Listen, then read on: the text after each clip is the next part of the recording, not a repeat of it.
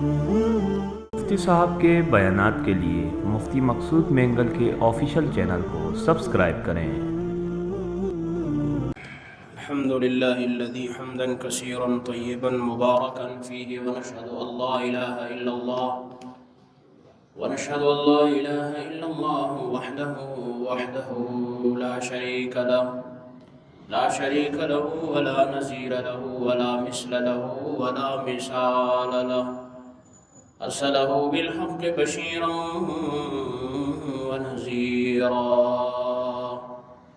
وداعيا إلى الله بإذنه وسراجا منيرا قال الله تعالى في القرآن المجيد والفرقان الحميد فأعوذ بالله من الشيطان الرجيم بسم الله الرحمن الرحيم ولله على الناس حج البيت من استطاع إليه سبيلا ومن كفر فإن الله غني عن العالمين صدق الله مولانا العظيم وصدق رسوله النبي الكريم ونحن على ذلك لمن الشاهدين والشاكرين والحمد لله رب العالمين يا رب صل وسلم دائما أبدا على حبيبك خير الخلق كلهم هو الحبيب الذي ترجى شفاعته۔ انتہائی میرے واجب الاحترام، میرے محترم معزز دوستوں اور بزرگوں، حج کے مبارک مہینے شروع ہو گئے ہیں اور حجاج اکرام کی جانے کا سلسلہ بھی شروع ہو چکا ہے۔ تو سب سے پہلے ہم نے سوچا کہ حضرت ابراہیم علیہ السلام کا جو شروع سے زندگی اور واقعات ہیں، امتحانات ہیں، آزمائشیں ہیں، پھر اللہ تعالیٰ نے ان کی نسل میں انبیاء کا ایک سلسلہ چلایا، تو سب سے پہلے ہم نے چاہا اس کا ذکر کریں۔ پھر ہم نے دیکھا کہ عنوان یہ ہے چونکہ حاجی حج پہ جا رہے ہیں تو موقع ہے پہلے حج پر بیان کرنا چاہیے۔ قرآن مجید میں اللہ تعالیٰ نے مسلمانوں کو، اپنے ماننے والوں کو، اپنے نبیوں کے پیروکاروں کو بتلا دیا کہ وَلِلَّهِ عَلَى النَّاسِ حِجُّ الْبَيْتِ مَنِ اسْتَطَاعَ إِلَيْهِ سَبِيلًا وَمَنْ كَفَرَ فَإِنَّ اللَّهَ غَنِيٌّ عَنِ الْعَالَمِينَ۔ حج بھی عبادات میں سے ایک عبادت ہے، جیسے نماز ہے، روزہ ہے، زکوٰۃ ہے، اسی طرح حج بھی ایک رکن ہے، ارکان میں سے ایک رکن ہے۔ تو اللہ تعالیٰ فرماتے ہیں کہ میرے بندوں میں سے جن پر صاحب استطاعت ہے، جو حیثیت رکھتے ہیں اور راستے کے اخراجات اور وہاں پہنچنے کے اخراجات، تو ان پر حج کو فرض کر دیا گیا ہے۔ وَمَنْ كَفَرَ فَإِنَّ اللَّهَ غَنِيٌّ عَنِ الْعَالَمِينَ، اور جس شخص نے اس کا انکار کیا، انکار دو قسم کے ہیں۔ ایک تو یہ ہے کہ برملا حج کا انکار کرنا، وہ تو کفر ہے، انسان کافر ہو جاتا ہے۔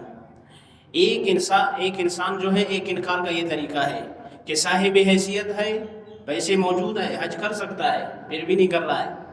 وَمَنْ كَفَرَ، یہ بھی ایک قسم کا انکار ہے، یہ بھی ایک قسم کا انکار ہے۔ فَإِنَّ اللَّهَ غَنِيٌّ عَنِ الْعَالَمِينَ، اللہ تعالیٰ غنی ہے، بے نیاز ہے تمام عالم سے، جو ہے جہانوں سے اللہ تعالیٰ کیا ہے؟ بے نیاز ہے۔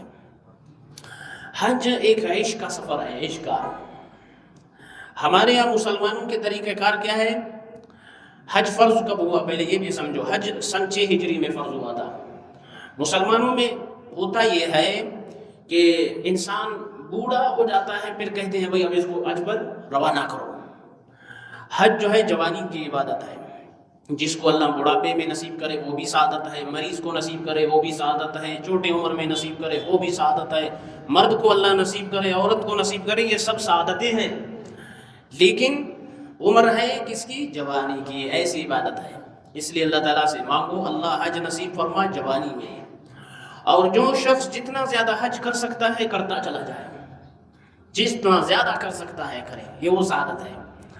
اللہ کے محبوب صلی اللہ علیہ وسلم نے ارشاد فرمایا، حدیث میں آتا ہے، جو شخص آپ میں سے چاہتا ہے کہ فقر اور فاقہ، تنگ دستی ختم ہو جائے، وہ پے در پے عمرے کرے اور حج کرتا چلا جائے، اللہ اس کی تنگ دستی کو، فقر اور فاقے کو ختم فرمائیں گے۔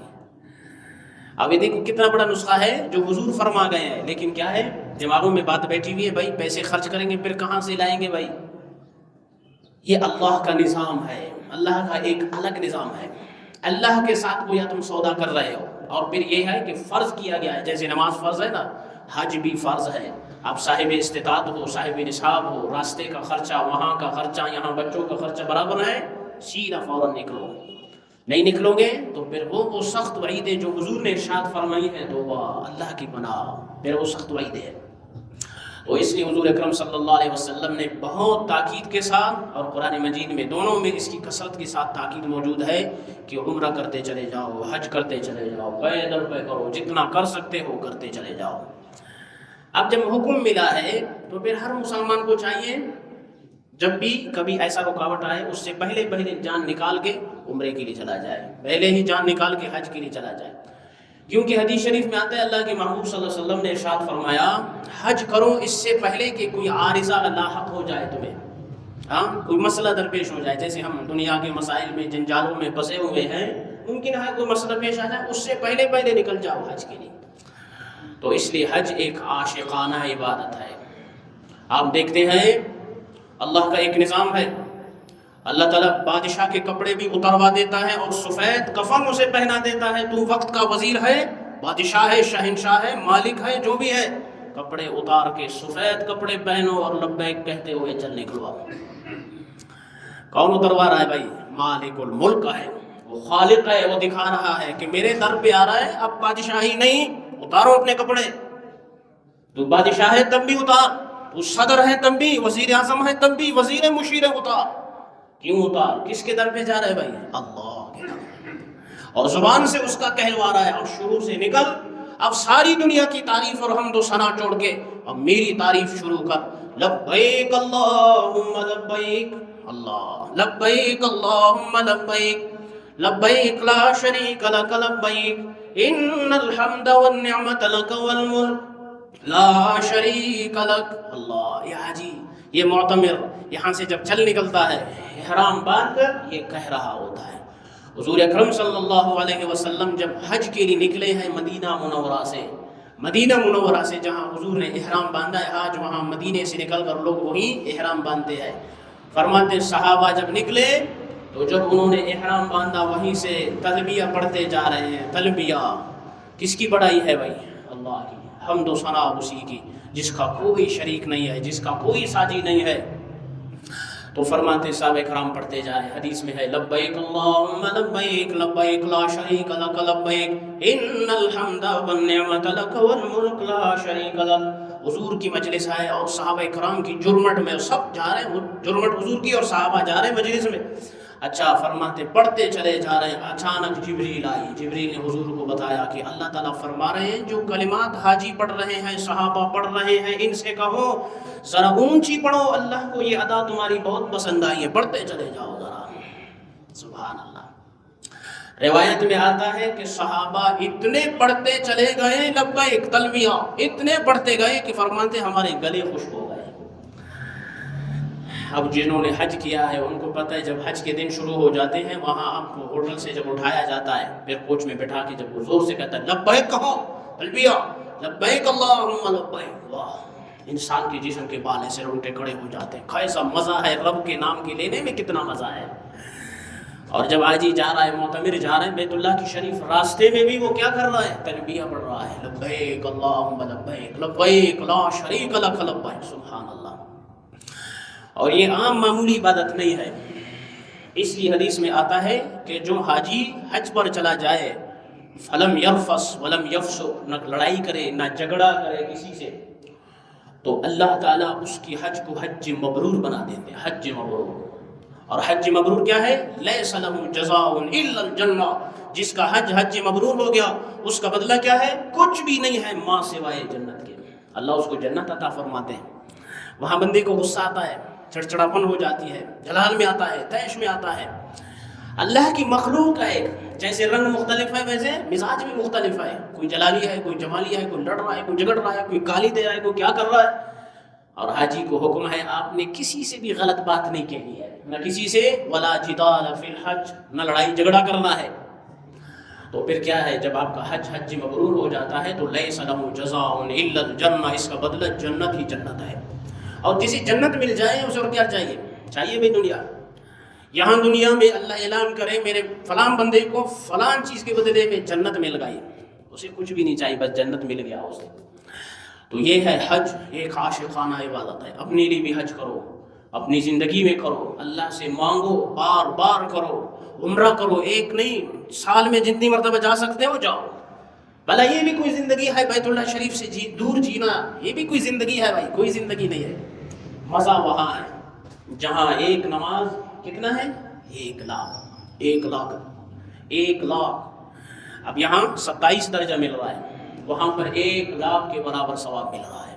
کیوں؟ بیت اللہ کی عظمت ہے، بیت اللہ کی عظمت ہے۔ اور نبی کریم سرور دو عالم صلی اللہ علیہ وسلم کے شہر مدینہ منورہ میں اور مسجد نبوی میں آپ نماز پڑھیں گے، 50,000 نمازوں کا برابر ثواب ملے گا ایک نماز پر۔ یہ کیا ہے؟ یہ عشق ہے، یہ ایک ایسا سفر ہے، یہ ہمیں سکھاتا ہے کہ آپ کے دین کے مرکز، اسلام کا مرکز یہ رہے ہیں، اس کی طرف متوجہ ہو جاؤ۔ اور جو جتنا معذور ہو، بوڑھا ہو، کچھ بھی نہیں کر سکتا ہو، تب بھی جائے۔ کیوں جائے؟ وہ اس لیے جائے وہاں جا کر صرف بیٹھے اور بیت اللہ شریف کو دیکھتا رہے، اس کی روح کو سکون ملے گا جی، اس کے دل کو ایک ٹھنڈک ملے گی، اطمینان ملے گا۔ اللہ نے وہاں ایسے لچک رکھی۔ ترمذی میں روایت ہے کہ روزانہ 160 رحمتیں آسمان سے نازل ہوتی ہیں، 160۔ اور صرف جو حرم شریف میں بیٹھے ہیں، بیت اللہ شریف کو دیکھ رہے ہیں، 20 رحمتیں دیکھنے والوں پر نازل ہو رہی ہیں۔ اللہ کی ایک رحمت کا کوئی مقابلہ نہیں کر سکتا، اتنا عظیم رحمت، اللہ کی ایک رحمت کیا، 20 رحمت دیکھنے والوں پر نازل ہو رہی ہے۔ اور حدیث میں آتا ہے طواف کے دوران جو بندہ دعا کرتا ہے اس کی دعا قبول ہو جاتی ہے۔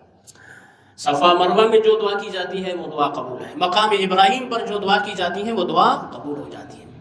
وہاں لمحے بھائی دعائیں مانگا کرو، اللہ سے مانگو۔ کیا ہے بھائی؟ بیت اللہ شریف ہے۔ اس لیے قرآن مجید میں ہے حضرت ابراہیم علیہ السلام نے جب یہ بنائی بیت اللہ شریف تو اللہ تعالیٰ نے حکم دیا وَأَذِّن فِي النَّاسِ بِالْحَجِّ يَأْتُوكَ رِجَالًا وَعَلَىٰ كُلِّ ضَامِرٍ يَأْتِينَ مِن كُلِّ فَجٍّ عَمِيقٍ۔ ابراہیم آپ اعلان کرو، لوگوں کو بلاؤ۔ تو ابراہیم علیہ السلام کہنے لگے اے اللہ میں کیسے بلاؤں، میں ادھر سے آواز دوں گا، کہاں تک میری آواز پہنچے گی، لوگ کیسے سنیں گے؟ تو اللہ تعالیٰ نے فرمایا آواز دینا تیرا کام ہے، لوگوں کو ادھر جمع کرنا یہ میرا کام ہے۔ یہاں سے یہ سبق ملتا ہے جتنی آپ کی بس میں کوئی کام ہے نا وہ کرو، پھر آگے دیکھو اللہ تمہاری کتنی مدد و نصرت فرماتے ہیں، کتنی مدد و نصرت اللہ تعالیٰ اس پر فرماتے ہیں کہ آپ تھوڑی سی حرکت تو کرو۔ جب ابراہیم علیہ السلام نے آواز دی ہے تو قیامت تک اب مرد و زن، بوڑھے جوان، معذور جیسے بھی ہے، جس حال میں بھی ہے، لا جا رہے ہیں ذوق در شوق جا رہے ہیں، لوٹ رہے ہیں بیت اللہ کی طرف۔ ہر انسان تڑپ رہا ہے کاش بیت اللہ کی زیارت ہو جائے، کاش میں بیت اللہ دیکھوں، کاش نبی کے روضہ اقدس کے قریب جاؤں، زیارت کروں، سلام دوں اور وہاں نماز پڑھوں، تلاوت کروں، ذکر کروں۔ ہر ایک کو تڑپ رہتی ہے۔ جس کو یہ تڑپ نہیں اس کا دل بھی مردہ ہے، اس کا ایمان بھی ختم ہے جی، یہ ایسی تڑپ ہے جی۔ اس لیے اللہ تعالیٰ سے مانگو کہ اللہ ہم سب کو بار بار یہ سعادت نصیب فرما۔ ہاں اللہ تعالیٰ سے مانگنا چاہیے اور وہ بھی کثرت کے ساتھ، وگرنہ پھر کیا ہے وَمَنْ كَفَرَ فَإِنَّ اللَّهَ غَنِيٌّ عَنِ الْعَالَمِينَ، جو ایسا ہی بیٹھا رہے گا اور اس کو شوق ہی نہیں گا، اللہ تعالیٰ ایسے لوگوں سے بے پرواہ ہے، پھر اللہ کو بھی پرواہ نہیں ایسے لوگوں کی۔ اللہ تعالیٰ تو غنی ذات ہے نا، تو اس لیے اللہ تعالیٰ کی طرف متوجہ ہو کر اللہ تعالیٰ سے مانگو کہ اللہ اپنے بیت حرمین شریفین کی زیارت ہم سب کو بار بار نصیب فرما، بار بار نصیب فرما۔ جیسے حدیث میں نے سنائی کہ حضور اکرم صلی اللہ علیہ وسلم ارشاد فرما رہے ہیں فقر و فاقہ، تنگ دستی اسی سے ختم ہوتی ہے۔ اب کوئی اللہ سے مانگے تنگ دستی اسی سے ختم ہو رہی ہے، لیکن ہم کیا ہے، ہم دنیا جمع کر رہے ہیں، رکھ رہے ہیں تاکہ مر جائیں، یہ کسی اور کا وارث اس کا بن جائے۔ حضرت جبریل امین حضور اقدس صلی اللہ علیہ وسلم کی خدمت میں آئے، حضور علیہ السلام سے پوچھا جبریل امین نے کہ مجھے اسلام کے بارے میں خبر دیجئے کہ اسلام کیا ہے۔ حضور اکرم صلی اللہ علیہ وسلم نے فرمایا اسلام یہ ہے کہ آپ گواہی دے دے کہ اللہ تعالیٰ ایک ہے، وحدہ لا شریک ہے، اور اس کے بعد فرمایا اس کا کوئی معبود نہیں، اور محمد رسول اللہ صلی اللہ علیہ وسلم اس کے رسول ہیں۔ سب سے پہلی بات کیا ہے؟ اللہ کی گواہی کہ اللہ کیا ہے، ایک ہے، اس کا کوئی وحدہ لا شریک ہے، اس کا کوئی شریک ساجی نہیں ہے۔ اب مسلمانوں کو بھی چاہیے کہ وہ اللہ کی وحدانیت کی گواہی دے کہ اللہ ایک ہے، اس کا کوئی شریک نہیں ہے۔ کوئی بڑا سا قبر نظر آئے تو سجدہ نہیں کرنا ہے، کوئی قبر مبر نظر آئے تو سجدہ نہیں کرنا ہے۔ سجدہ کس کو ہے بھائی؟ اللہ کو، جو ہم سب کا خالق ہے، مالک ہے، پالنے والا ہے، رزق دینے والا ہے، اولاد دے رہا ہے، سب کچھ نظام کائنات اسی کے ہاتھ میں ہے۔ تو معبود برحق بھی وہی، مسجود بھی وہی، مقصود و مطلوب بھی وہی، تو سب کا مقصود اور مطلوب وہی ایک ہے۔ جبریل امین سے بھی حضور علیہ السلام نے بتایا، یہ بتاؤ کیا ہے بھائی؟ اللہ تعالیٰ ایک ہے اور اس کا کوئی شریک نہیں، وہ وحدہ لا شریک ہے، اور محمد الرسول اللہ صلی اللہ علیہ وسلم اس کے رسول ہے۔ پھر حضور علیہ السلام نے فرمایا کہ آپ نماز قائم کریں اور زکوٰۃ دیں اور حج کریں، اور کیا کریں؟ حج کریں۔ تو یہ حدیث میں ہے کہ آپ حج کریں، یہ بھی اسلام میں سے ہے۔ اسلام کے ارکان کیا ہے؟ مسلم شریف میں ہے بنی الاسلام علی خمس، اسلام کے 5 بنیادی ارکان ہیں، اور سب سے پہلے کیا ہے؟ اشہد ان لا الہ الا اللہ، اشہد ان لا الہ الا اللہ، سب گواہی دیتے ہیں کہ اللہ کیا ہے؟ ایک ہے، اس کا کوئی شریک نہیں، اس کا کوئی شریک نہیں ہے۔ اب اس زمانے میں لوگوں کے عقیدے بیچارے بہت کمزور ہیں۔ کسی نے پنکھا لگانا ہو تو یہ لگا سکتا ہے بھائی، ادھر بھی ہے، ادھر سے ادھر پیچھے بھی ہے، پنکھے اپنے لیے کوئی لگانا چاہے تو لگاؤ اس کو۔ تو فرمایا کہ کیا ہے؟ اشہد ان لا الہ الا اللہ وحدہ لا شریک لہ، میں گواہی دیتا ہوں کہ اللہ کیا ہے؟ ایک ہے، اس کا کوئی شریک نہیں ہے۔ اس زمانے میں لوگوں کے عقیدے بہت کمزور ہو گئے بیچارے، اتنے عقیدے کمزور ہو گئے کہ انسانوں کے پیچھے لگ گئے، وہ تو ٹھیک ہے، وہ تو کمزور ہے، وہ قبروں کے پیچھے بیچارے لگ گئے، قبروں کے پیچھے۔ بابا آج کل زندوں سے کچھ نہیں ہو رہا ہے، تم مردوں کے پیچھے لگ گئے ہو۔ اتنی امت کا عقیدہ کمزور ہو چکا ہے۔ قرآن مجید کا اگر مطالعہ صحیح کیجئے تو بار بار اللہ تعالیٰ مثالیں دیتے ہیں قرآن مجید میں۔ دیکھو یہ قبر والا بابا اپنے قبر سے ایک مکی بھی نہیں اٹھا سکتا ہے کہ نکلو، کیا کر رہے ہو تم ادھر بیٹھے ہو؟ وہ جب مکی نہیں اڑا سکتا ہے بیچارہ، تو وہ کیا کر سکتا ہے تمہارے لیے؟ کسی نے تالے لگائے، کسی نے منت مانی، کسی نے کیا کیا، کسی نے یہ، بابا یہ کچھ نہیں کر سکتا ہے، زندے کچھ نہیں کر رہے، تو مردے کے پیچھے پڑا ہوا ہے۔ اس اللہ کی عبادت کر جو حی قیوم ہے، حی قیوم ہے، اور تیرے شہرک سے بھی من حبل الورید، تیرے شہرک سے بھی زیادہ قریب ہے۔ اس لیے جب بات توحید کی آئی ہے تو سمجھاؤں کہ حج بھی ایک عاشقانہ عبادت ہے، اور عاشقانہ عبادت میں اللہ شروع میں بتا رہا ہے، اے حاجی جب تو نکلے گا، احرام باندھے گا، تلبیہ پڑھے گا، تو کیا پڑھے گا؟ لبیک اللہم لبیک لا شریک لک لبیک، لا کلمے میں بھی یہی ہے نا، لا الہ الا اللہ، لا الہ اللہ کے علاوہ کوئی معبود نہیں ہے۔ حاجی کو بھی یہی سبق سکھایا جا رہا ہے، وہ حاجی احرام باندھنے کے بعد یہ سارے جتنے بھی تیرے دماغ میں بت ہیں سب کو گرا کے اب ایک اللہ کے نام کا گن گانا شروع کرو، لبیک اللہم لبیک۔ اللہ بہت عظیم سفر ہے جی، بہت عظیم سفر ہے۔ حدیث شریف میں آتا ہے اللہ کے محبوب صلی اللہ علیہ وسلم نے ارشاد فرمایا کہ حاجی جب حج سے واپس آتا ہے وہ ایسے ہے، رجع یوم کا ولدتہ امہ، بخاری شریف کی حدیث ہے، رجع یوم کا ولدتہ امہ، جب حاجی نے ٹھیک طریقے سے عبادت کیا ہوگا، لڑائی جھگڑے فساد گالم گلوچ کچھ بھی نہیں، بس صرف اللہ کی طرف متوجہ رہا ہوگا، ٹھیک ٹھاک اس نے عبادتیں کی ہوں گے، جب وہ گھر لوٹے گا تو رجع یوم کا ولدتہ امہ، بخاری میں ہے، اللہ کے محبوب صلی اللہ علیہ وسلم نے ارشاد فرمایا وہ ایسا ہے جیسے آج ماں کے پیٹ سے پیدا ہونے والا بچہ کیسے ہے، گناہوں سے پاک صاف کر کے اللہ اس کو گھر بھیج دیتا ہے۔ ایسی ایسی فضیلتیں کس پر ہے؟ حج پر ہے۔ جو حج کرے گا اتنا بلند مقام اور مرتبہ پائے گا۔ اور روایت میں یہ آتا ہے کہ جو شخص جس حال پہ مرے گا اللہ تعالیٰ اس کو اسی حال پہ اٹھائے گا۔ اس لیے میں اکثر لوگوں کو کہتا ہوں نا، گاڑیوں میں جب جاتے ہو تو گانے وانے مت لگایا کرو، یہاں کی سڑکیں تو ویسی تباہ ہے، موت کا کچھ پتہ نہیں بھائی، ہاں کہیں بھی موت آ سکتی ہے، گانا سنتے سنتے موت آ گئی تو اٹھایا بھی اسی حالت پہ جاؤ گے۔ اور کئی ایسی ایکسیڈنٹیں ہو جاتی ہیں، اللہ رحم فرمائے، گانا چل رہا ہے وہ ادھر مر چکے ہوتے ہیں جی، ایسی حالت بھی ہوتی ہے۔ کچھ مسافر ایسے بے چین ہوتے ہیں گانا سننے کے لیے، کیا ہے قرآن سنو بھائی، کوئی اور چیز سنو، کیا ضرورت ہے اچانک موت آ جائے اور سیدھا ایسی حالت میں پہنچو اللہ کی بارگاہ میں، کیا منہ دکھائے گا انسان؟ اس لیے اللہ تعالیٰ کی طرف متوجہ ہو جانا چاہیے، اللہ تعالیٰ سے مانگنا چاہیے عظیم عبادت جو بیت اللہ شریف، جس کی عظمت اتنی زیادہ، جس کو ہم کیا بیان کر سکے جی۔ اللہ تعالیٰ نے ہر مسلمان پر اس کو فرض کیا ہے، جو حیثیت رکھتا ہے، جو چلا جائے وہ حیثیت کیا کرے، اپنے حیثیت کو برقرار رکھتے ہوئے فوراً چلا جائے، وگرنہ کیا ہے؟ حدیث پھر سنو، حضور اکرم صلی اللہ علیہ وسلم نے فرمایا، حضرت علی فرماتے ہیں، ترمذی کی روایت ہے کہ وَلَمْ يَحُجَّ فَلَا عَلَيْهِ أَن يَمُوتَ يَهُودِيًّا أَوْ نَصْرَانِيًّا، جس پر حج فرض ہو اور وہ سستی کرے، کاہلی کرے اور حج نہ کرے، تو حضور نے فرمایا مجھے ایسی امتی کی کوئی پرواہ نہیں، وہ شخص یہودی ہو کر مرے چاہے نصرانی ہو کر مرے۔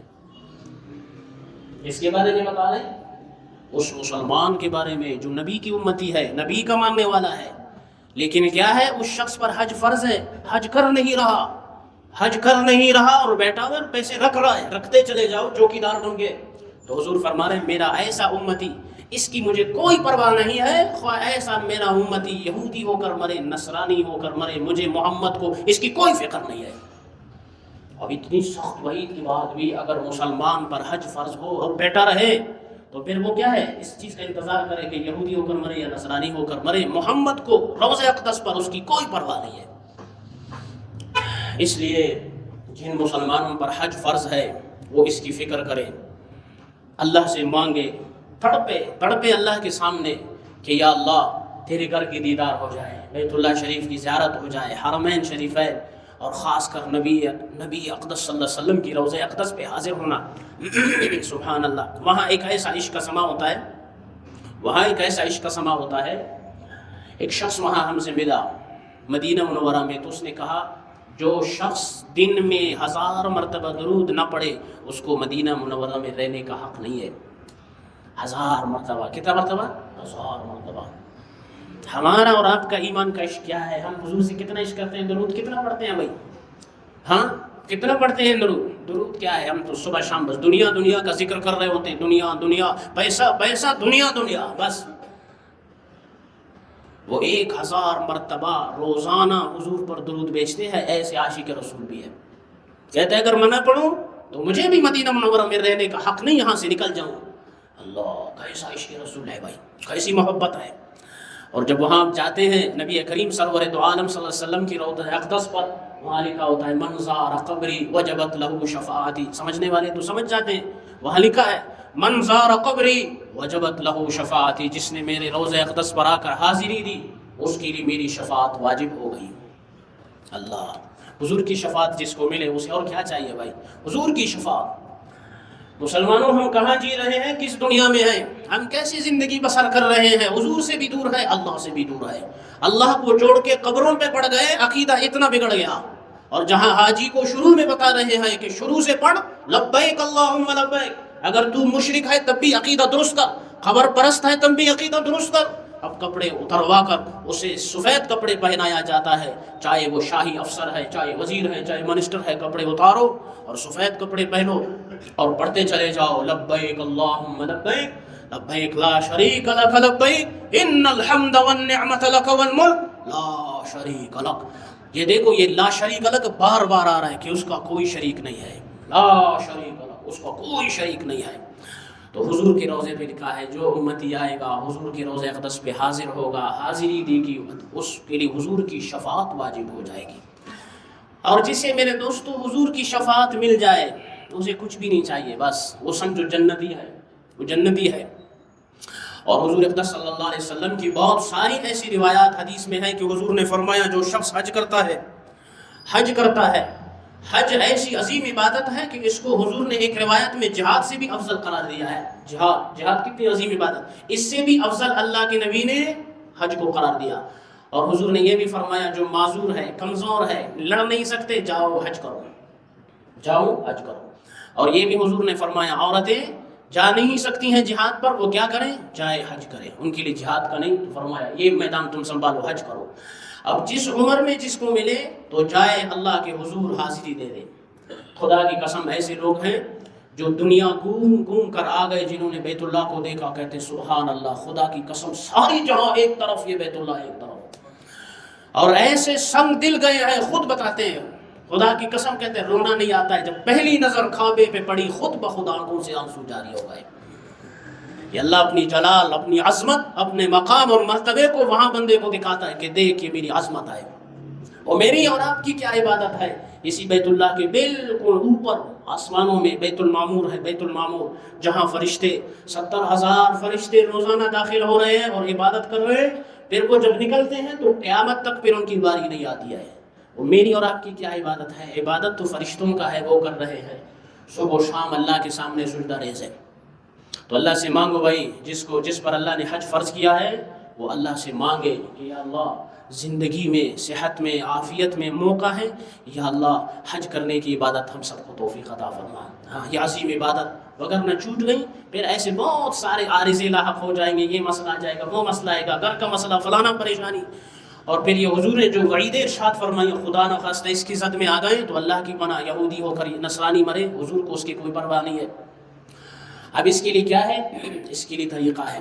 ہمارے معاشرے میں ہر طرف برائی ہی برائی ہے۔ کیسے برائی ہے؟ اب چھوٹا بھائی اگر بیٹھا ہوا ہے، بڑے کا نکاح نہیں ہوا ہے، چھوٹے کا رشتہ ہو رہا ہے، تو کہتے نہیں بڑے کا کیوں نہیں ہوا ہے، چھوٹے کا نکاح نہیں کریں گے، کہتے نہیں کہتے بھائی؟ اسی طرح ہے کہ نہیں ہے؟ اب حج جس کو موقع ملے، اگر بڑے بھائی نے حج نہیں کیا ہے، چھوٹے کو اللہ نے موقع دیا تو بسم اللہ کر نکل، کسی کا انتظار نہ کر، اور معاشرے کے ان بدبخت والے جو رسوم ہیں نا ان کو ٹھوکر مار اور نکل اللہ کے راستے میں جا کر حج کر۔ اور اسی طرح کئی جگہ کہتے ہیں ماں باپ کو ہم نے نہیں بھیجا ہے، بھائی ماں باپ کو نہیں بھیجا ہے، یہ سعادت ہے، کوئی بھیج دے تو بہت بڑی سعادت کی بات ہے۔ اگر حج تجھ پہ فرض ہے تو تجھ سے پوچھا جائے گا، یہ نہیں پوچھا جائے گا تم نے ماں باپ کو حج کرایا یا نہیں کرایا، حج تو تجھ پہ فرض ہے۔ ہاں یہ دیکھو کتنا اہم سوال ہے۔ جیسے کوئی کہتا ہے بھائی میری نماز چھوڑو، میں تو ماں باپ کو نماز پڑھواتا ہوں جی، ان کی فکر کرتا ہوں، تو یہ بندہ جنت میں جائے گا یا جہنم میں جائے گا؟ جہنم میں جائے گا نا۔ حج جس پہ فرض ہے وہ اپنی فکر کرے۔ یہ ہماری معاشرے نے ایسا ہر چیز بگاڑ دیا ہے۔ لڑکیوں کے لیے کئی دفعہ مجھے رشتے کا بات بتاتے ہیں بیچارے، کہتے ہیں چھوٹی بہن بیٹی میں اس کے لیے رشتہ آیا، اب بڑی بیٹی میں چھوٹی کے لیے رشتہ آیا تو رشتہ نہیں دیتے، کیوں؟ وہ بڑی جو بیٹی بھی ہے تو ہم رشتہ نہیں دیتے، پہلے زبردستی اس سے نکاح کسی نے کرانا ہے۔ واہ، ایسے قوم کو 32 نہیں 38 توپوں کی سلامی ہو جو اسلام سے اتنا دور گزر رہا ہو، جن کی زندگی ایسی بدبخت قوم نہ زمین و آسمان نے نہیں دیکھا ہوگا بھائی۔ وہ بھائی جس کا رشتہ ہے وہ رشتہ تو کرا دو بھائی، نہیں وہ بڑی لازمی اسی کو توپ دینا ہے کسی۔ اسی طرح نکاح میں، عبادت میں، ہر چیز میں ہم تباہ حال ہیں جی۔ اللہ تعالی ہماری حالت پر رحم فرمائے۔ ہاں یہ زندگی نہیں گزارو، زندگی وہ ہے جو اسلام نے دی ہے، اس سے ہٹ کر گزارو گے تباہ اور برباد ہو جاؤ گے۔ ہاں کامیابی اس دین اسلام میں ہے جو محمد عربی صلی اللہ علیہ وسلم دے کر گئے ہیں۔ قیامت تک یہی دین اسلام رہے گا، جو اس پر چلے گا کامیاب، جو اس سے ہٹ جائے گا ناکام نامراد ہوگا جی۔ اس لیے اپنے معاشرے کو چینج کرو، تبدیل کرو، جس پر حج فرض ہے فوراً اللہ کا نام لے کے نکل جاؤ۔ یہ موقع ہے اللہ تعالیٰ نے عطا فرمایا ہے، کہیں ایسا نہ ہو۔ بعض لوگوں کو آپ دیکھتے ہیں نا، قرآن مجید میں ہے حَتَّى إِذَا جَاءَ أَحَدَهُمُ الْمَوْتُ قَالَ رَبِّ ارْجِعُونِ لَعَلِّي أَعْمَلُ صَالِحًا فِي مَا تَرَكْتُ كَلَّا۔ کہتے ہیں جب موت کا فرشتہ آئے گا تو وہ کہے گا مجھے موقع دے دو اے ربا، قال رب ارجعون، میں دنیا کی طرف مجھے تھوڑا سا لوٹا دیجئے، جو پیسے پڑے ہوئے تھے وہ صدقہ کر دوں، وقت تھوڑا سا دیجئے کہ عبادت کر لوں۔ اللہ فرمائیں گے کلا، اب ہرگز تو دنیا میں نہیں جا سکتا، جو تو نے کرنا تھا وہ کر لیا ہے، واپس ہی نہیں ہے۔ اور اسی طرح بہت سارے معاملات میں آتا ہے۔ اس لیے دنیا میں جس کو اللہ نے موقع دیا ہے ہمت کرو، جو خیر کا کام کرنا ہے کرو، دین کا کام کرنا ہے کرو، حج جس پر فرض ہے نکلو، عمرہ جو کرنا چاہتا ہے نکلو، انتظار نہیں کرو موقع آئے گا، زندگی ہوگی، گھر بناؤں گا، گاڑی خریدوں گا، فلانا کروں گا، نہیں بھائی یہ موقع ہے اللہ نے دیا ہے۔ موت کا فرشتہ جب تمہیں دبوچ لے گا پھر اس وقت تمنا یہ بھرو گے اور کہو گے آئے کاش میں یوں کرتا اور ایسے ہوتا، دنیا میں لوٹ جاتا، تو اللہ فرمائیں گے کھلا کھلا، ہرگز نہیں ہرگز نہیں، دنیا کی زندگی کے لمحات تیرے اب ختم ہو چکے ہیں۔ تو انشاءاللہ کریں گے آج، انشاءاللہ مانگیں گے اللہ سے، ہاتھ اٹھا کے کہو انشاءاللہ، اللہ ہم سب کو توفیق نصیب فرمائے۔ اور جہاں جائیں تو سب ایک دوسرے کے لیے وہاں انشاءاللہ دعا بھی کریں گے. اللہ سب کو بار بار یہ سعادت نصیب فرمائے. ہاں بار بار اللہ تعالیٰ حضور کے روضہ اقدس پر ہم سب کو لے جائے اور بار بار یہ سعادت زندگی میں نصیب فرمائے. میری بھی تمنا ہے کاش میں بھی چلا جاؤں. ہر ایک کے دل میں ایک تڑپ ہے, تمنا ہے کاش روضہ اقدس پہ جاؤں, کاش بیت اللہ کے ارد گرد گھومتا چلوں اور طواف کرتا چلوں اور اللہ کی توحید بیان کرتا چلوں اور لبیک لبیک پڑھتا چلوں. ہر ایک کی تمنا ہے کہ نہیں ہے بھائی؟ اللہ ہم سب کو نصیب فرمائے, بار بار نصیب فرمائے. اور مردوں کو, عورتوں کو, بچوں کو, بوڑھوں کو, معذوروں کو, سب کو اللہ تعالیٰ نصیب فرمائے. اقول قولی ھذا استغفر اللہ لی ولکم ولسائر